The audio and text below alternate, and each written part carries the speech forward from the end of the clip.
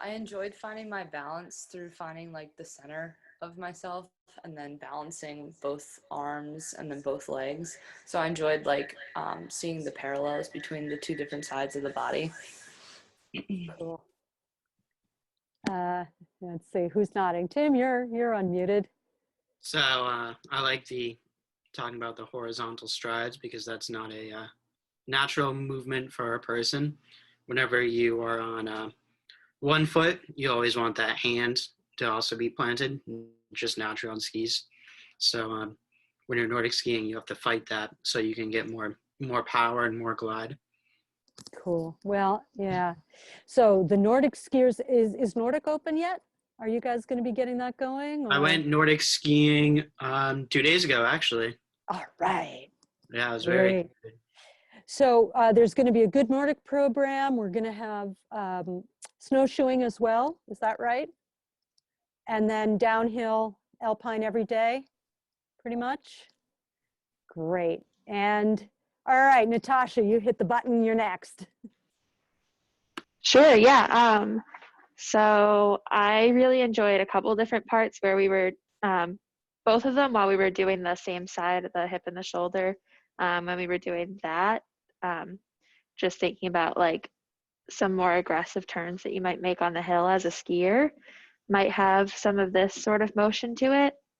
And then when we were focusing on rocking both of the hips and both of the shoulders and the hips forward and backwards, I really felt that as far as making turns as a snowboarder, keeping stacked, keeping your weight evenly distributed over both sides of the body and making your toe to heel side turns was really fluid. Cool. And you looked beautiful. Yeah, I'll agree Jakob, with Natasha that you find the balance and you can really use that to find your turns and rock back and forth from heel to toe. Cool. All right. Well, thank you all and have a great week. And we will meet again and share what we have with the volunteers and with the athletes, and everyone's going to have a great winter out on the snow. So. Hi, everyone, and welcome to this installment of Awareness Through Movement, Snow Sports Edition. This week, we're joined by Jackie Katzman as we discuss how to find your corners. Very good. Cool. Well, thanks, guys. You are doing an awesome job. I know you guys have been like totally scrambling to get the volunteer training schedule going because the mountain is finally open. And if you're watching this after the fact, yeah, I know, we've been waiting.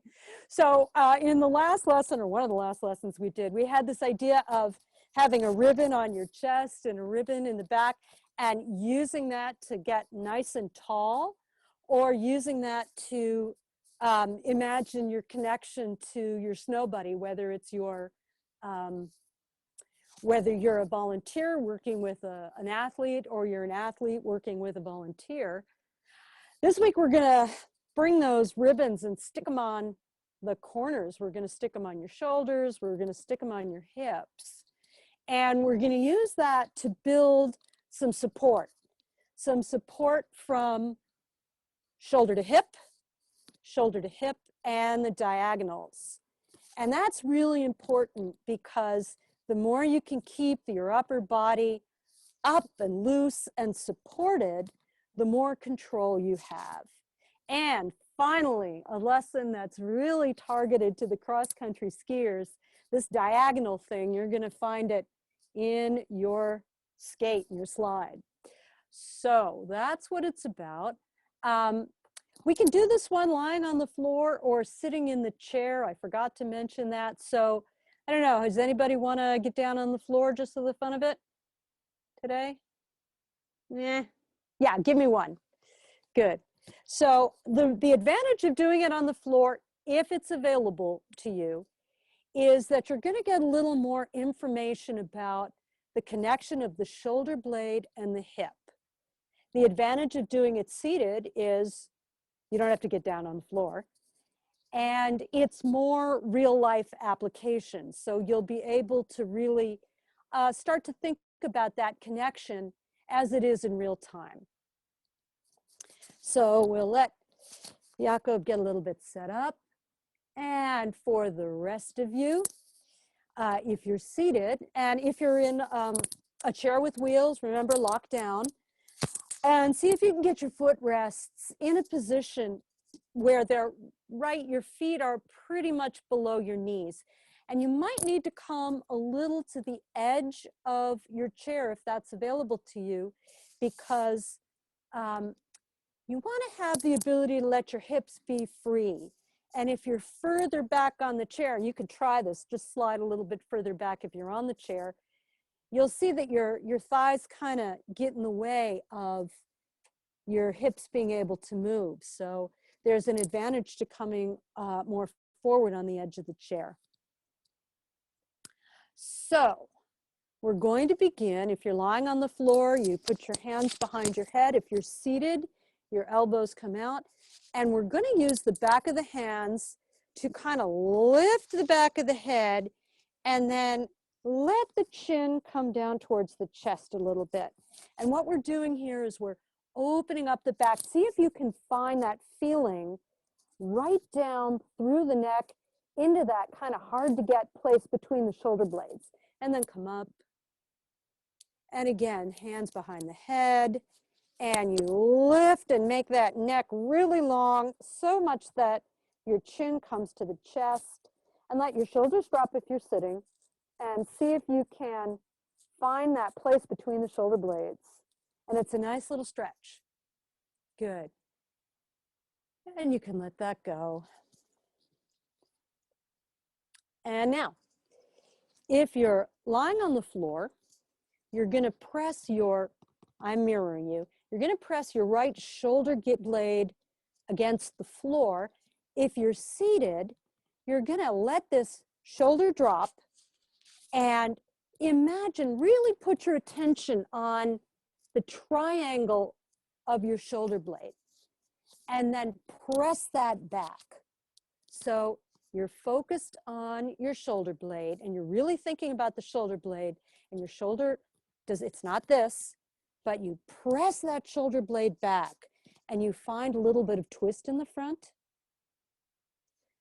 And if you're on the floor, you'll get a little more feedback about that. But pressing the shoulder blade back, you might feel already that little diagonal. Good. And press it back again. And press it back again. And really let now the whole spine come with it. So you press, beautiful, that's it. Nice on the floor there. Good, good, good. You guys are getting that nice. Good, good, good. And one or two more at your own pace.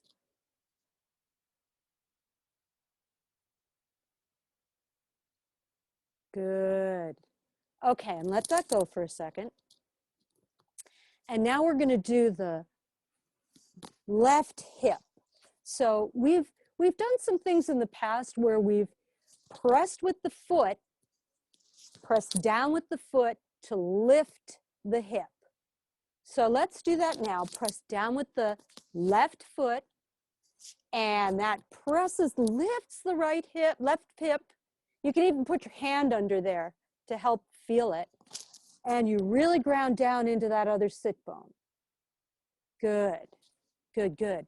And you might even, definitely use your hand, because while you're shifting your weight into the opposite sit bone, also think about these ribs on the other side. We've done this a few times, getting that side bending going. See if you can even use your hand under your armpit to lift one side, and the side that's sinking down, which is the right side, those ribs open up. Nice, nice. Good, good, good, good, good.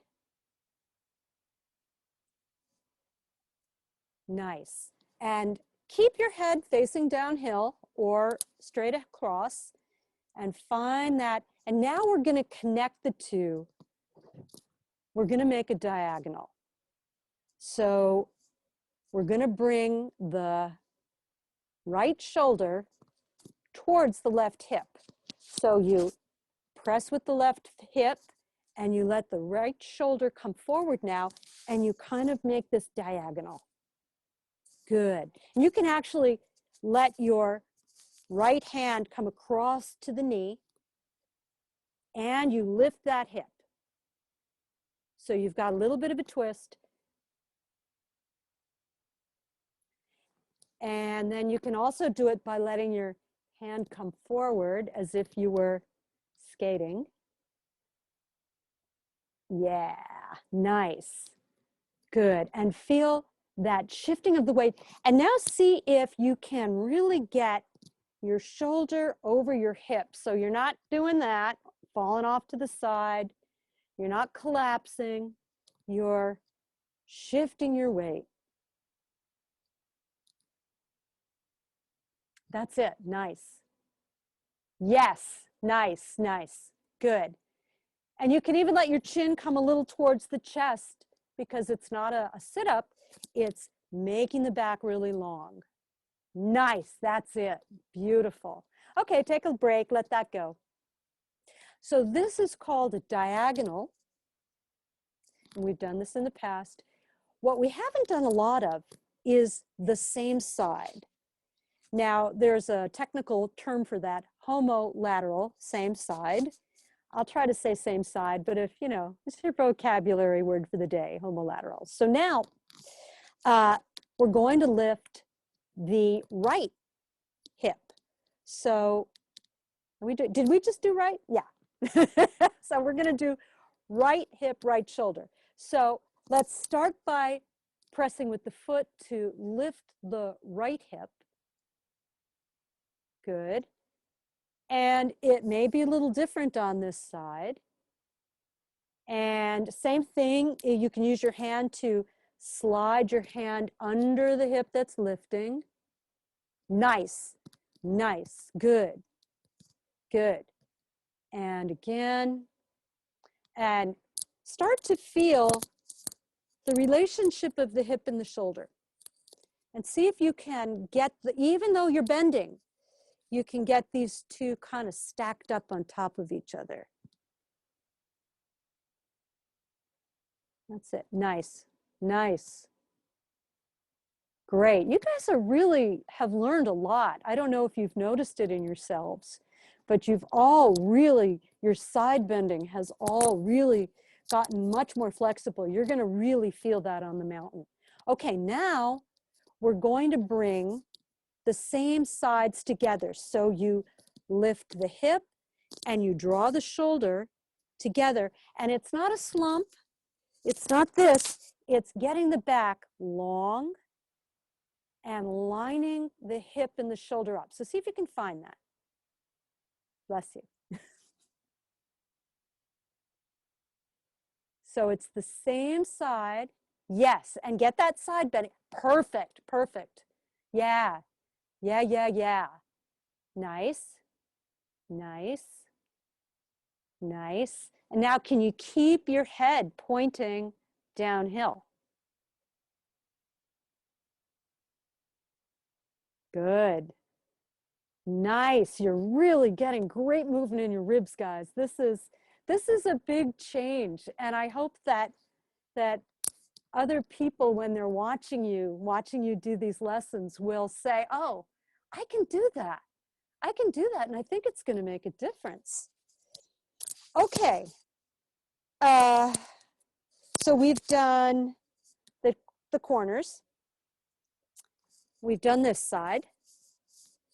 So now let's do this side and this side. So it would be your left shoulder and your left hip, or whichever side this side is. Right, because who knows what side is? It's this side. Okay, so let's start again with the hip. So pressing the foot and lifting the hip. Good. And you can let that ham come underneath so you get that feeling of the side bending. Beautiful. Yeah, exactly, exactly. Yes, good, good. Yeah, yeah. Give yourself a big grin. You got it. And then the shoulder, we'll just do the shoulder a little bit. So the shoulder comes forward and you're thinking about the triangle of the shoulder blade pressing in. So it's not this, it's this. The shoulder blade is pressing in and forward. And the advantage of that is it gets your chest open and gives you that nice feeling, chest open, whatever you guys do on snowboards and on skis, getting that chest open. So again, with the shoulder, pressing forward with that shoulder blade, and the shoulder drops and you're pressing forward. Yep. And as one of my mom's friends used to say, tips up.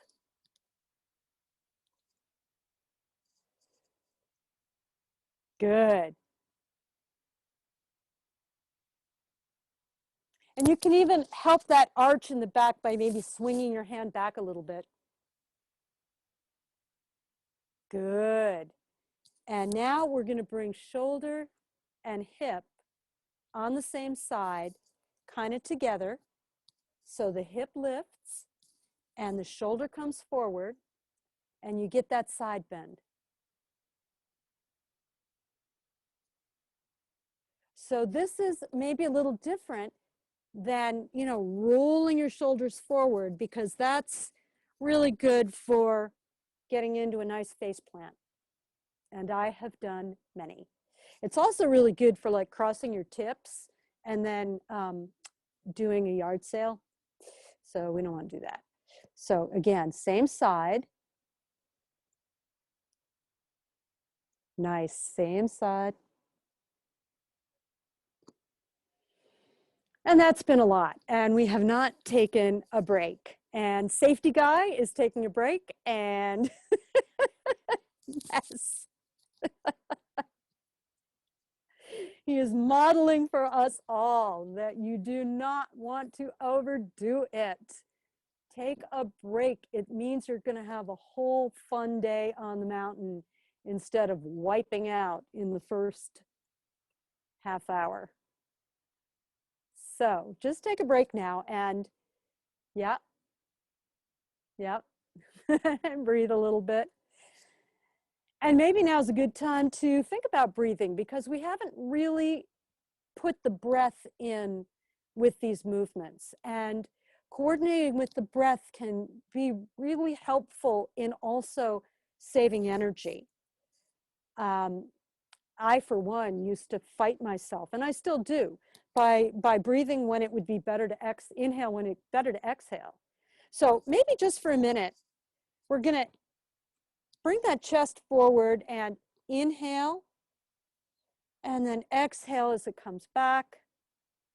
And then we try inhale and exhale as the sides come together, and see which one works better for you. They're both right, but one might work better for you. Sometimes when you're bringing the ribs together, that actually compresses the lungs. So it's a good time to do an exhale. So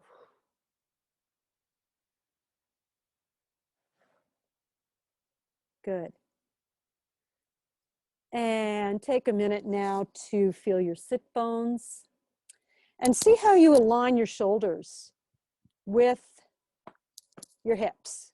So let's take a minute now to imagine it's the first day on the hill, finally. And the sun is just peeking up over the peak. And we're ready to go. And you are just off the lift, and you glide off the lift, and you get yourself all lined up and all balanced.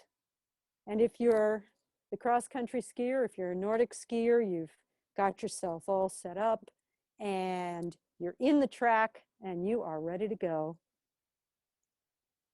So now let's do the diagonal that we have not done. So that is this shoulder and this hip. So now The hip lifts, let's do a couple hip lifts just to get that going. And notice if it's easier for you to exhale on the lift. Inhale, exhale on the lift. Inhale, exhale on the lift. And then you can start to add the shoulder. So draw the shoulder towards the hip. Inhale and draw the shoulder towards the hip.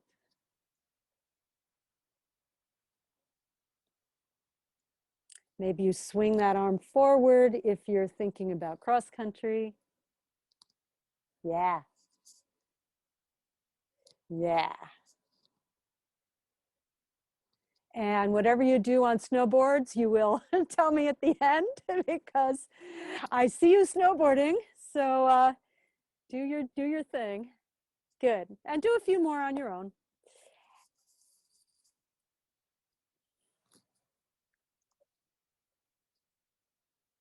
Cool.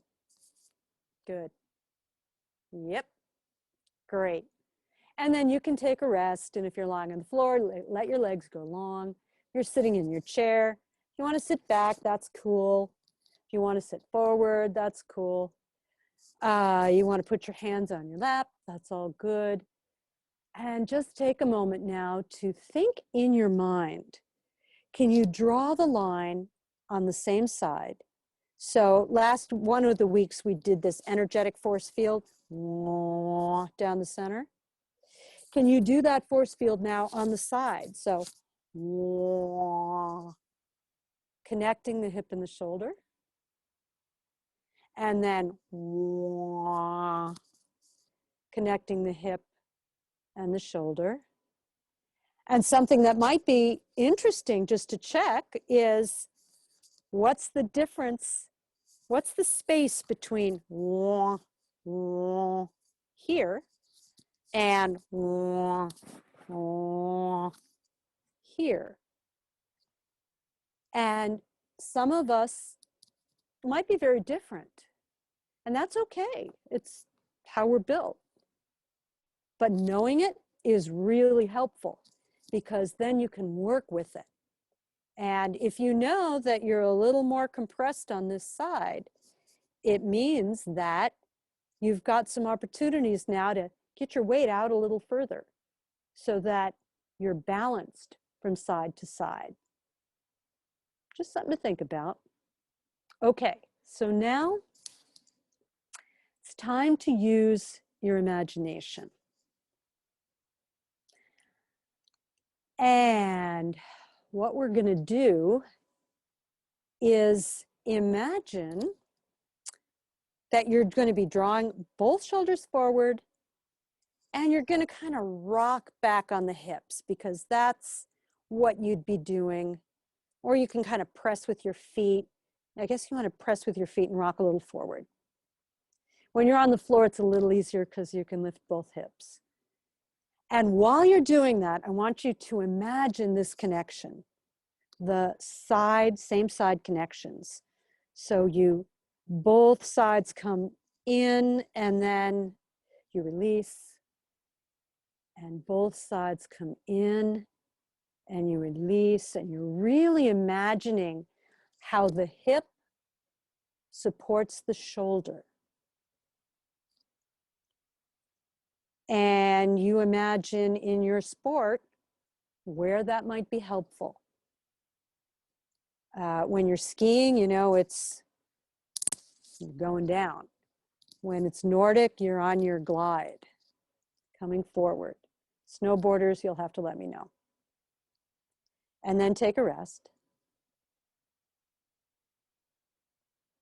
And feel where the breath is coming in. We've done some work with the shoulders and done work with the hips.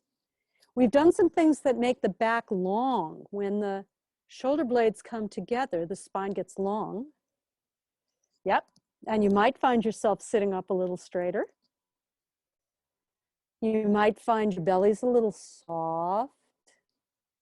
Maybe your feet are making nice connection with the floor, which is good for once you get on your skis or your board. Yep. And now in your imagination, you're going to make this diagonal connection. So both shoulders are going to come forward. You're going to rock forward on both hips. But while you're doing that, you're imagining this connection and this connection. So you're doing both at the same time. So it's a small, just see if you can, in your imagination, connect here to here and here to here. Finding the support in the diagonal and thinking about when this connection would be helpful for you doing what you like to do on the snow. And this side. And maybe thinking about how the breath works for you. So adding that layer of the breath. Yeah, good. Nice. Yeah. And then if you can, adding one more layer, bringing back in that center force field. And can you tell where the two lines cross in the center? It might be over here for some of us. Might be over here, might be here, might be here. See if you can find where it is on you. And if you're on the floor, bend your knees, stand your feet. It'll be a little easier to find it. Yeah, that's good. So in your imagination now, you're creating the diagonals. And if you can, you notice where they're crossing. And that can be interesting because that tells you a little bit about where your balance, your center is.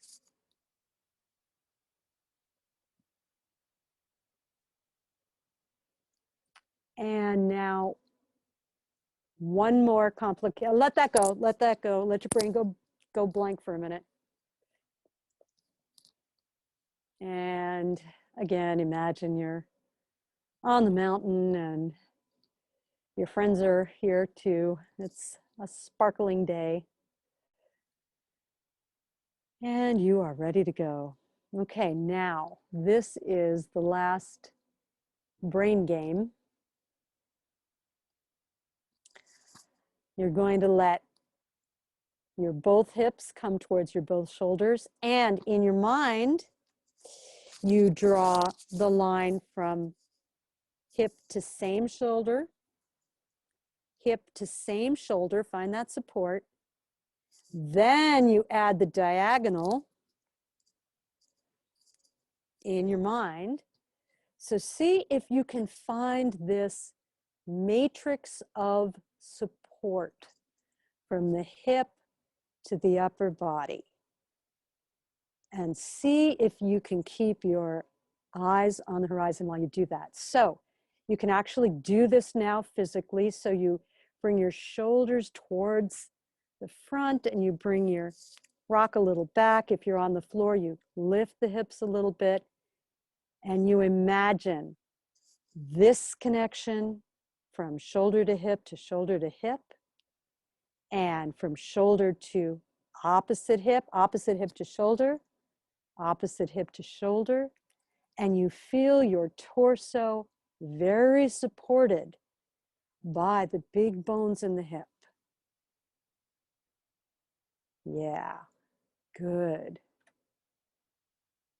Can you keep everything very balanced? Because what this does is it's another way of bringing you into center.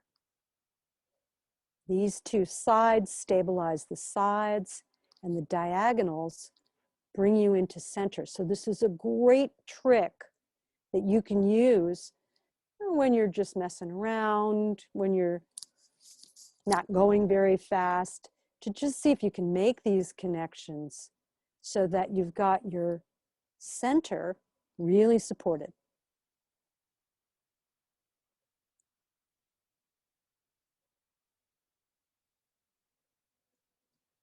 Yep, and let it go.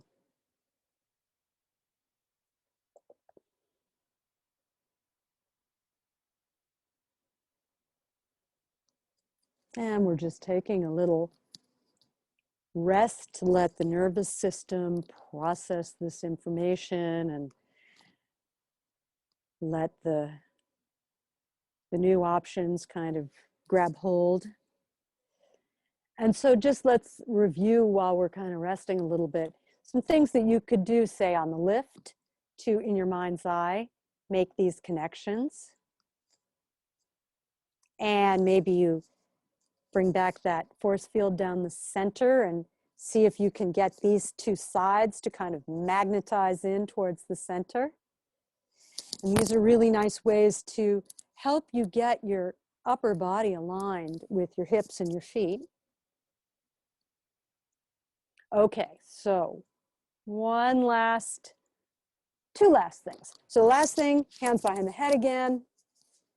And you now bring your elbows together and let your back get very long and bring your elbows towards your knees, and notice if your back is softer. So you can let your chin come down towards your chest. Yes. And let the elbows come together. Notice that if you bring your elbows together, you'll get more opening in the back. So that's elbows together, chin towards chest. Good. And yes, that's it. Nice. And back up. And now really connect those elbows to the knees. If you're on the floor, you can actually get your elbows to your knees. It's a little harder when you're seated, but see how round you can get your back and how close you can get to your knees. Yeah, beautiful. All right. And let everything go. Take a deep breath. Now, if you're on the floor, you are going to roll your knees towards your chest and kick your feet up towards the ceiling. And if it's available to, yep, and that loosens up the low back. Do that a couple times. And then if you're on a chair, you can hang onto your chair and kind of lean back and just kick your legs up. And what that does, if it's available to you, if you can do that, if your legs can do that. If not, just kind of give yourself a good rounding in the back, and that sort of softens up the low back. And that is actually the end. So it's a little shorter, but it is what it is. So if you guys have anything that you want to share with the athletes and the volunteers, I'm sure everybody would love to know what you can tell, what you can share. So go ahead, Mary. All right, Mary first, because she unclicked first.